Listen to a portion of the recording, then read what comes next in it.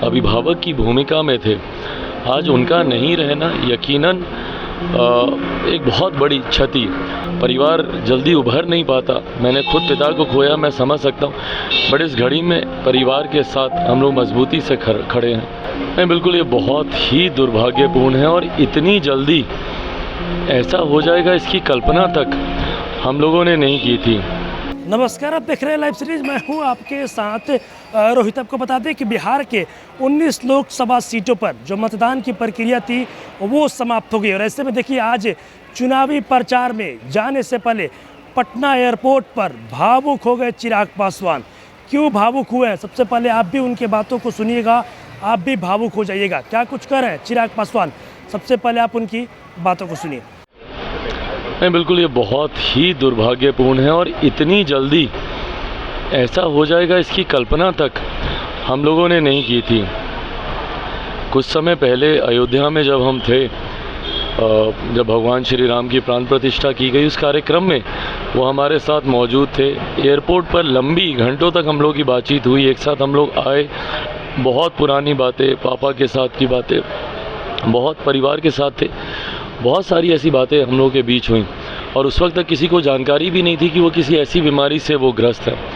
कुछ समय पूर्व जब ये जानकारी आई, पहले तो उसी पर ही हम लोगों को विश्वास नहीं हुआ और आज वो हम लोग के बीच नहीं है, इस बात की कल्पना तक करना इतना कठिन है। एक ऐसे व्यक्ति जिन्होंने इतना सादगी भरा जीवन उन्होंने हमेशा व्यतीत किया, रहन सहन खान पान पर हमेशा ध्यान देने वाले वो व्यक्ति, क्योंकि मुझे याद है मेरे नेता, मेरे पिता आदरणीय रामविलास पासवान जी के साथ एक सहयोगी, एक साथी की भूमिका में वो रहे।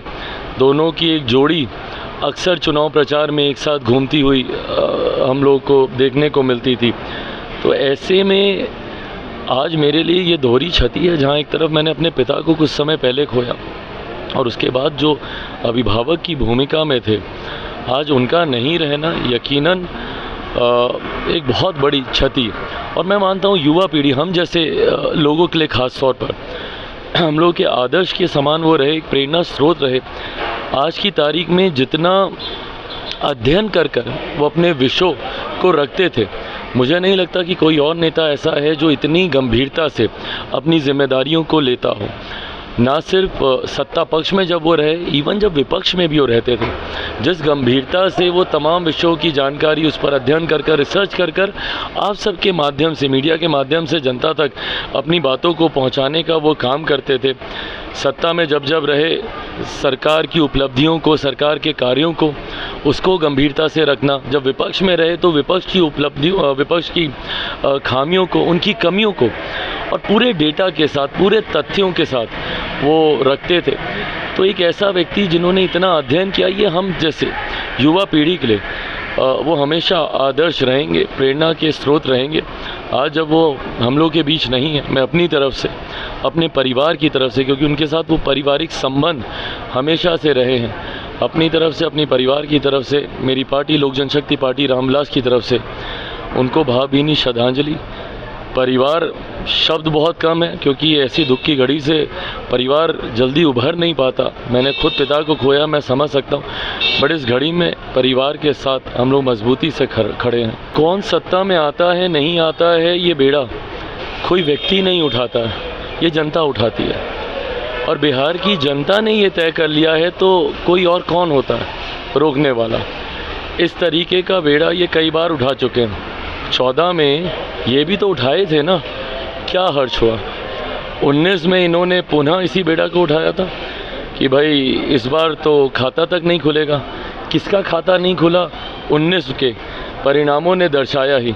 तो ऐसे में कोई व्यक्ति जिम्मेदार नहीं होता है। जब चुनाव के परिणाम निर्धारित किए जाते हैं, उसके लिए पूरा राज्य, और ये लोकसभा के चुनाव हैं, पूरा देश इसकी जिम्मेदारी अपने कंधों पर लेता है। और मुझे लगता है देश ने ये मन बना लिया है कि इस बार तीसरी बार प्रधानमंत्री जी को प्रधानमंत्री बनाना है। आज प्रधानमंत्री जी का नामांकन है। नामांकन से पहले ही जिस तरीके का उत्साह देखने को मिल रहा है, आज हम लोग भी, तमाम एनडीए के साथी घटक दल उनके नामांकन में मौजूद होंगे, हम भी उसी कार्यक्रम में शरीक होने हम लोग जा रहे हैं। तो ऐसे में उनके नामांकन से और नामांकन से पहले अलग अलग जगहों पे। कल मेरे प्रधानमंत्री हाजीपुर आए थे। हाजीपुर में जिस तरीके का जन सैलाब था, मेरे छोटे भाई और पूर्व मुख्यमंत्री तेजस्वी जी ने हाजीपुर में भी ये बात जाकर कही थी ना कि यहाँ से अगर हम लोगों ने हरा दिया तो हमको मुख्यमंत्री बनने से कोई नहीं रोक सकता। कल आप देखिएगा हाजीपुर में जिस तरीके का एक जन सैलाब देखने को मिला और जिस तरीके से प्रधानमंत्री जी का आशीर्वाद मुझे मिला, उनके तमाम वो शब्द जिन्होंने मेरे मनोबल को बढ़ाने का काम किया, कल जिस तरीके से उन्होंने मेरी छोटी छोटी बातों तक का जिक्र किया कि कैसे 2014 से वो इस बात को देखते थे कि मैं पार्लियामेंट में को कितनी गंभीरता से मैं लेता हूँ, उनकी ये तमाम बातें और उनकी ये बातें हर एक प्रत्याशी के मनोबल को बढ़ाती हैं, लोगों में उत्साह उत्पन्न करती है और इस उत्साह ने ये बेड़ा उठाया हुआ है कि प्रधानमंत्री जी को तीसरी बार देश का प्रधानमंत्री बनाना है और बहुत जल्द, अब तो दिन भी समीप ही है, 4 जून को परिणामों में देखने को भी मिलेगा। भाई ये लोग ना राजनीतिक लड़ाई या राजनीतिक द्वेष में इतना ज़्यादा उलझे हुए हैं कि कभी व्यक्तिगत संबंधों को ये लोग समझ ही नहीं पाएंगे। इन लोगों में वो भावना ही नहीं है। अगर व्यक्तिगत संबंध को अगर ये समझते तो इनके सामने जो इनकी माँ समान है, उनको जब गाली दी जा रही थी मेरे परिवार को, तो ये आपत्ति दर्ज कराते। अगर ये व्यक्तिगत रिश्तों को समझते जो इनके परिवार के लोगों ने ज़रूर निभाए हैं, मैं श्रेय मैं ज़रूर दूंगा कि आदरणीय लालू जी ने दलगत राजनीति से उठकर, और मेरे नेता ने भी, आज अगर उनके प्रशंसक हर दल में हैं, क्योंकि दलगत राजनीति से उठकर व्यक्तिगत संबंधों को निभाया गया है, जो कि संभवतः इनकी पीढ़ी में देखने को अभाव मिलता है, इसीलिए समझ नहीं पाएंगे।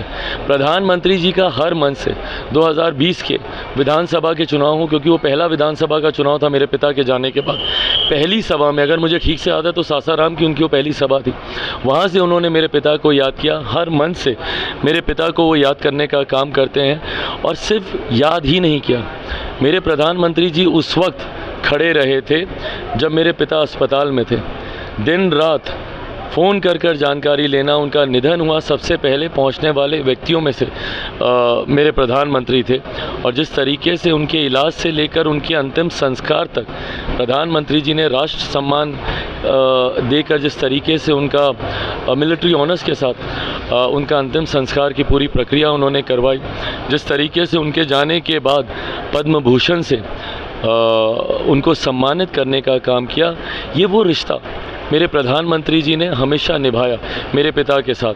पर ये भावना को वो लोग नहीं समझेंगे जिनके लिए हर रिश्ता सिर्फ राजनीतिक परिप्रेक्ष्य से ही जुड़ा रहता है। तो अभी आपने देखा जो लोक जनशक्ति पार्टी रामविलास के राष्ट्रीय अध्यक्ष चिराग पासवान वो भावुक हो गए। दरअसल आपको बताते चले कि बिहार के जो पूर्व उप मुख्यमंत्री रह चुके सुशील मोदी का कल निधन हो गया और ऐसे में उनको याद करते हुए चिराग पासवान काफ़ी ज़्यादा भावुक हो गए हैं। तेजस्वी यादव पर भी खूब आग बबूला हुए हैं। क्या कुछ कर रहे थे चिराग पासवान, आपने तमाम चीज़ें इस वीडियो में देखी है। बस इसी तरह की तमाम खबरों के साथ अपने साथ जुड़े रहें। तब तक धन्यवाद।